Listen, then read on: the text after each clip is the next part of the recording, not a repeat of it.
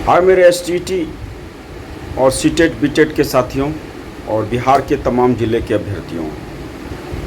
Actually आज मैं इसलिए के चर्चा करने आया हूँ, मैं इसलिए के बोलने आया हूँ और जो वस्तु स्थिति अभी वर्तमान में निकल के आया है, आप देख रहे हैं कि पूरा गहमा गहमी का माहौल है पूरा बिहार में। और पूरे बिहार में खास करके शिक्षा विभाग में, और जिस तरह से बीपीएससी लगातार ये बात बोल रही है कि हम एग्ज़ाम कंडक्ट करवाएंगे। मैं आपको बता दूं साथियों, एग्ज़ाम ये कंडक्ट करवा भी लें, एग्ज़ाम कंडक्ट अगर बिहार के बीपीएससी एग्ज़ाम कंडक्ट करवा भी लें तो ये बहाली कंप्लीट नहीं होगी। खास करके 1 to 5 की तो एकदम नहीं होगी, और 6 to 8 में तो इन्होंने सीट ही नहीं दिया। इस बात को समझिए। इस बात को इसलिए कि मैं बोल रहा हूँ कि जिस तरह से सुप्रीम कोर्ट में एसएलपी राजस्थान हाई कोर्ट का 18 से चल रहा था मामला, और इस मामला को आप लोग जान रहे थे, बिहार सरकार जान रही थी, लेकिन बिहार सरकार ने इसके उलट में ऐसा कोई कदम नहीं उठाया। 6 to 8 में सीट नहीं दिया और एस्टेट 19 वाले के साथ इन्होंने इंसाफ नहीं किया। इस बात को समझिए। आज सुपर टेट के नाम पे पूरे बिहार के अभ्यर्थियों से इन्होंने रिकॉल नोटिफिकेशन के नाम पे पूरा फॉर्म भरवाया और पूरे इंडिया लेवल से इन्होंने फॉर्म का ऑप्शन खोल दिया। इस बात को समझिए। बहाली इनको करना ही नहीं था। बहाली अगर इनको करना रहता ना, तो जिस तरह से 19 से लगातार अभ्यर्थी इंतज़ार कर रहे थे कि नियोजन कीजिए, नियुक्ति कीजिए, और नियोजन नियुक्ति की बात इन्होंने की थी, लेकिन इन्होंने ऐसा कुछ नहीं किया। इनको नौकरी देना ही नहीं है साथियों। महागठबंधन का भी स्टैंड एकदम क्लियर है, नौकरी ये लोग नहीं देंगे। इस बात को समझ लीजिए। और बिहार के अंदर में खास करके नीतीश कुमार जी जिस भी पार्टी में रहेंगे, इस बात को समझ लीजिए, उनका नौकरी देने का उद्देश्य नहीं है। इनके आला अधिकारी सिर्फ और सिर्फ शासन और प्रशासन के बिहाफ पे रौद्र रूप दिखाएंगे, अभ्यर्थियों को गुमराह करेंगे, और लगातार अभ्यर्थी साल दर साल ऐसे ही चक्की में पिसते चले जाएंगे। एस्टेट 23 भी ये जो ले रहे हैं, नौकरी देने के लिए नहीं ले रहे हैं, सिर्फ बेरोजगारों की फौज को बढ़ाने के लिए ले रहे हैं। आज एस्टेट 23 को इन्होंने 2 खंडों में विभाजित करके, 2 टुकड़ों में विभाजित करके आज सुपर टेट ले रहे हैं। आज बिहार बीपीएससी में बीएड वर्सेस डीएलएड का जब केस लंबित था, इनको पता था, इनको भी 2 गुटों में इन्होंने विभाजित करके, बिहार सरकार को पता था, और ये 6 to 8 का 44,000 सीट इन्होंने क्यों नहीं दिया। मैं पूछना चाहता हूं कि ठीक इसके उलट 1 साल पूर्व जाके आप देखिए तो आप समझिएगा कि जब उस समय के अपर मुख्य सचिव दीपक कुमार हुआ करते थे, तो उस समय प्राथमिक और उच्च प्राथमिक का नोटिफिकेशन आने वाला था, आपको पता होगा साथियों। और उस समय प्राथमिक निदेशक रवि प्रकाश हुआ करते थे, और उन्होंने बोला था, लेकिन इसकी सरकार पलटती और महागठबंधन की सरकार में ये जब बैठते हैं तो 1 साल लगातार हम लोगों ने ज्ञापन लगाया और लगातार लड़के अभ्यर्थी आंदोलन किए पटना के सड़कों पे। कई बार ट्विटर ट्रेंड भी कराया गया, लेकिन इस बात को समझिए, अप्रैल में ये सुपर टेट के नाम पे एक नया नियमावली लाते हैं और पूरे बिहार के अभ्यर्थियों को परेशान करने का एक नया इन्होंने ठीकरा फोड़ते हैं। इस बात को समझिए। और बीपीएससी, बिहार बोर्ड या जो भी कोई संस्थान है, वो एग्जामिनेशन कंडक्ट करवाने की एक बॉडी मात्र है साथियों। इस बात को समझ लीजिए साथियों। नौकरी देने की अधिकार और क्षेत्र जो है वो कहीं ना कहीं शिक्षा विभाग को है, सचिवालय को है, लेकिन सचिवालय में जो भी आला अधिकारी हैं वो सिर्फ और सिर्फ अभ्यर्थी को गुमराह करते आए हैं, आज तक उनको बरगलाते रहे हैं।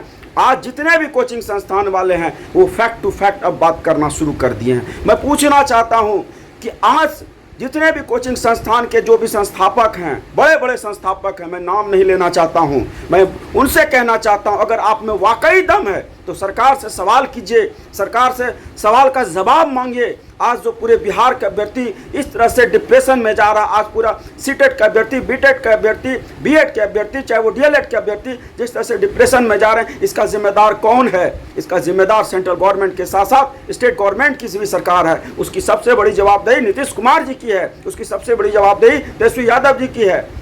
शिक्षा मंत्री का तो औचित्य ही नहीं है, शिक्षा मंत्री का तो कुछ चलता ही नहीं है बिहार के अंदर में साथियों। इस बात को समझिए साथियों। और ये बात हम बोला करते थे जब हम सुप्रीम कोर्ट, जब हम हाई कोर्ट में केस किए थे, तो हमको भी बोला गया था सुप्रीम कोर्ट मूव कीजिए, लेकिन दुर्भाग्य कह लीजिए देवेश शर्मा बरवा वाला हाल हो गया। बीएड संघ की तरफ से अगर शायद उनको आज पेमेंट मिला रहता तो शायद वो केस निश्चित तौर पर जीतते। और हम आपको बता देते हैं साथियों, डीएलएड संघ की तरफ से जो केस लड़ा गया है, बहुत ही स्ट्रॉन्ग एविडेंस के साथ लड़ा गया है साथियों।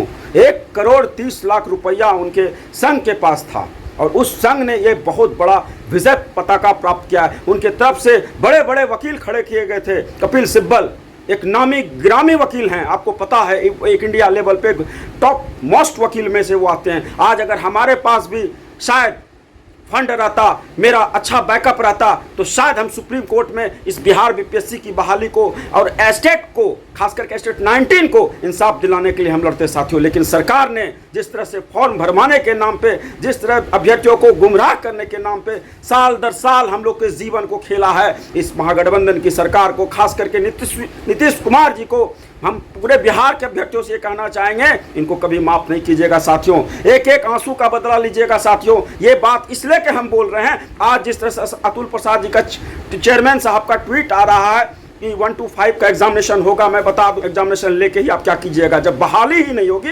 वैसा एग्जामिनेशन कंडक्ट करवा के आप क्या कीजिएगा, उसका ऑथेंटिक ऑथोरिटी ही नहीं रहेगा, वो पावर ही नहीं रहेगा। जब सीटेट की डिग्री ही आपकी वैलिड नहीं रहेगी, तो वो डिग्री लेके क्या माथे पे चिपकाएंगे हम लोग। जिस तरह से एस्टेट 19 की डिग्री लेके माथे पे हम लोग चिपकाए, आज एस्टेट 23 ले रहे हैं, वो डिग्री लेके माथे पे चिपकाएंगे अभ्यर्थी। साल दर साल आप लोग की सरकार में आप लोग सिर्फ बने रहते हैं, कुर्सी की राजनीति करते हैं और अभ्यर्थियों को मिलता है सिर्फ और सिर्फ बेरोजगारी का दंश। आज पूछता है पूरा बिहार, आज पूछता है पूरे बिहार के आम अभ्यर्थी, किसके जिम्मेदार कौन हैं, इसके जिम्मेदार कौन हैं।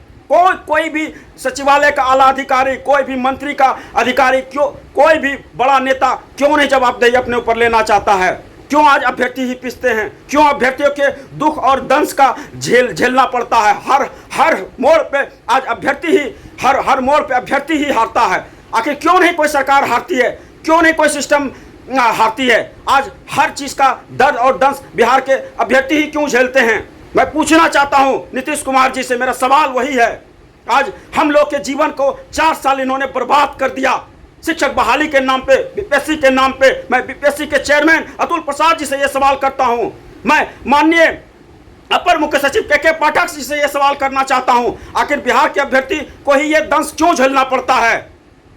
आप लोग सिर्फ और सिर्फ गुमराह करते हैं। आप लोग नौकरी देने के नाम पे, कहीं ना कहीं बीपीएससी के नाम पे, कभी कोई नया आयोग के नाम पे यही खिलवाड़ करते रहे हैं आप लोग। जीवन क्या हम लोगों के साथ आपने खेला है।